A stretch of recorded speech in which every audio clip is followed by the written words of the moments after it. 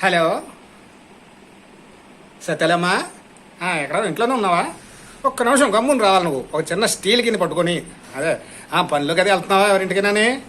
సరే అదే ఒక్క నిమిషం రా.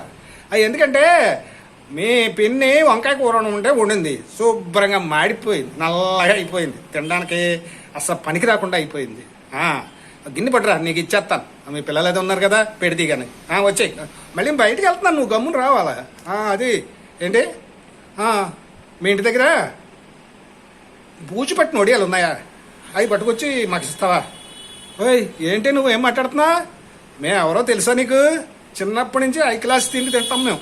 మేము ఇలాంటి బూచిపట్టినవి, పాసిపోయినవి, పాడిపోయినవి ఏం తినాం.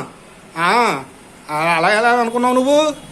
మాకొద్దు అలాంటిది, మేము తినాం. అంటే నీకంటే నువ్వు ఏదో పిల్లలు అది ఉన్నారు కదా, పెడదాం పోన్లే అని నేను రమ్మన్నాను, కానీ ఎవరికి ఇవ్వలేక కాదు కదా. మాడిపోయిన వంకాయ కూర. అవును, తినవా? మేము బూజుపెట్టిన ఒడియాలు తింటే నువ్వు ఆ కూర పట్టుకెళ్తావా? సర్లే పెట్టే, ఫోన్ పెట్టే, నాదే బుద్ధి తక్కువ. పెట్టేమ్మా.